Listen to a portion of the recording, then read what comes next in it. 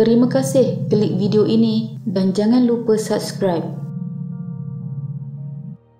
Satu keluarga yang tinggal di Taman Mutiara Kangar terhidu bau busuk sejak beberapa hari sebelumnya. Pada mulanya, mereka menganggap bau itu berpunca dari sampah atau bangkai binatang dan beranggapan ianya akan hilang tidak lama selepas itu. Namun semakin hari, semakin ia menyengat di hidung mereka. Tidak tahan dengan bau busuk tersebut, pada 30 Disember 2023, pemilik rumah yang merupakan seorang lelaki bekerja sebagai guru berusia 44 tahun bertindak mencari punca bau itu. Setelah mencari di belakang rumahnya, tiada apa yang dijumpainya, namun dia mendapati ada kelainan dengan tanah berhampiran pagar rumahnya. Waktu itu, dia yakin punca bau busuk datangnya dari dalam tanah tersebut. Lalu, dia mencangkul di lokasi berbau busuk itu sebelum menjumpai bungkusan kain berwarna putih. Waktu itu, bau tersebut semakin kuat di hidu. Apabila membuka bungkusan kain putih itu, hampir gugur jantungnya apabila mendapati di dalamnya adalah mayat bayi yang sudah pun berulat. Terkejut dengan penemuan itu, guru itu kemudian bergegas ke Balai Polis Kangar untuk membuat laporan. Lalu, milik siapakah kubur itu dan apakah sebenarnya yang telah terjadi? Ini adalah kisahnya. Bayi malang itu ditemui kira-kira pukul 10.30 pagi oleh guru tersebut dan polis menerima laporan tentang penemuan itu kira-kira jam 11.01 pagi. Pihak polis yang menerima laporan tersebut segera ke lokasi kejadian. Setibanya mereka di sana, memang benar satu mayat bayi telah ditemui. Siasatan dijalankan mendapati bayi itu tertanam di dalam tanah yang berkedalaman 12.7 cm di kawasan terbuka dan tidak berpagar. Pemeriksaan lanjut turut mendapati jantina bayi tersebut adalah lelaki cukup sifat selain panjang ukurannya adalah 46 cm yang masih bertali pusat dan beruri dengan dibalut kain berwarna putih. Pihak forensik giat mencari bukti di lokasi kejadian dan tanpa membuang masa juga, pegawai penyiasat polis segera menemu bual jiran-jiran terdekat. Mayat bayi lelaki itu kemudian dihantar ke Hospital Sultanah Bahiyah Alostar, Kedah untuk proses bedah siasat. Tidak mengambil masa yang lama, polis telah mendapat maklumat tentang suspek. Polis menahan seorang wanita yang tinggal berjiran dengan rumah guru berkenaan bagi membantu siasatan kes. Timbalan Ketua Polis Daerah Kangar, Superintendent Bahiyah Abdul Wahab berkata, tangkapan ke atas wanita berusia 28 tahun itu dibuat dalam serbuan di sebuah rumah pada pukul 2.20 petang 30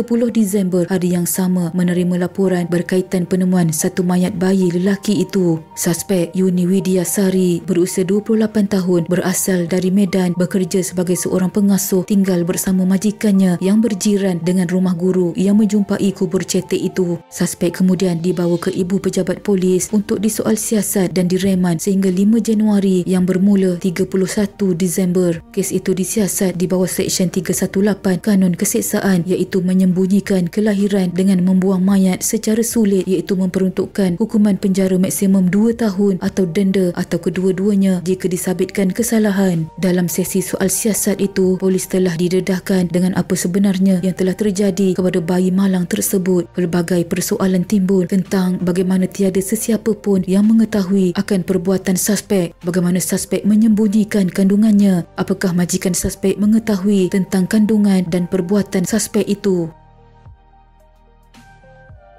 Pada 11 Januari 2024, suspek telah membuat pengakuan bersalah selepas dibacakan kertas pertuduhan ke atasnya di Mahkamah Magistrate Kangar. Berdasarkan kertas pertuduhan, suspek didapati melakukan perbuatan menyembunyikan kelahiran secara rahsia dengan mengebumikan mayat seorang bayi lelaki yang baru dilahirkan olehnya di Jalan Mutiara Jaya, Taman Mutiara, Kangar jam 6.30 pagi pada 21 Disember 2023. Pendakwaan dilaksanakan oleh Timbalan Pendakwa Raya Muhammad Izham Ali, manakala suspek iaitu tertuduh diwakili Peguam Nurul Hanani Cik Nur daripada Yayasan Bantuan Guaman Kebangsaan YBGK. Muhammad Izham dalam hujahannya memohon mahkamah supaya tidak memberi jaminan kepada tertuduh memandangkan tertuduh adalah warga asing. Hujahan itu bagaimanapun dibantah oleh Nurul Hanani yang melihat anak guamnya berhak mendapat jaminan mengikut Seksyen 388 Kanun Tata Cara Jenayah. Dalam rayuannya, dia memohon mahkamah supaya dapat memberikan satu jaminan yang setimpal kepada anak guamnya memandangkannya adalah ibu tunggal. Selain itu, tertuduh juga menyara 2 anaknya berusia 4 dan 5 tahun yang dijaga oleh ibu tertuduh di Medan. Mahkamah membenarkan rayuan Nurul Hanani dengan menetapkan jaminan RM8,000 dengan 2 penjamin warga Malaysia. Selain itu, mahkamah menunggu laporan bedah siasat dan DNA untuk menetapkan tarikh bagi dijatuhkan hukuman. Pasport tertuduh juga perlu diserahkan kepada mahkamah. Terdahulu, Yuni Widya tiba di perkarangan Kompleks Mahkamah Kangar sekitar jam 8.15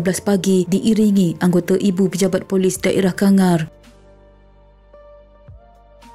Lalu, apa yang telah berlaku sehingga suspek sanggup melakukan perbuatan keji itu? Superintenden Baiyah Abdul Wahab memberitahu tiada sebarang kecederaan luaran ditemukan pada bayi malang berkenaan, manakala bahagian organ dalaman pula mengalami kesan pereputan teruk. Hasil soal siasat polis yang dijalankan, wanita itu dipercayai telah menanam bayi lelaki tersebut selepas mendapati bayi itu tidak lagi bernyawa selepas melahirkannya secara berseorangan dalam rumah majikannya itu di dalam bilik air kediaman di Taman Mutiara. Suspek melahirkan bayi ini pada 20 Disember 2023 waktu tengah hari, dan ketika memandikan anaknya yang baru dilahirkan, dia menyedari tiada sebarang pergerakan pada bayi itu. Oleh kerana panik serta tidak tahu tindakan selanjutnya yang harus dilakukan, suspek secara senyap pergi ke belakang rumah jirannya itu pada 21 Disember 6.30 pagi sebelum menggali tanah di kawasan itu dan menanam bayi berkenaan. Siasatan polis juga mendapati sewaktu kejadian majikannya yang merupakan pasangan suami isteri berniaga berada di luar Kangar iaitu ke Kuala Lumpur. Polis mendapati majikannya tidak menyedari yang wanita itu mengandung kerana perutnya tidak menampakkan seperti orang mengandung, dan suspek datang bekerja di Malaysia pada Mei 2023. Kes masih lagi dalam perbicaraan. Walaupun begitu, jika dihukum, hukuman terhadap suspek hanyalah penjara maksimum 2 tahun atau hanya dikenakan denda.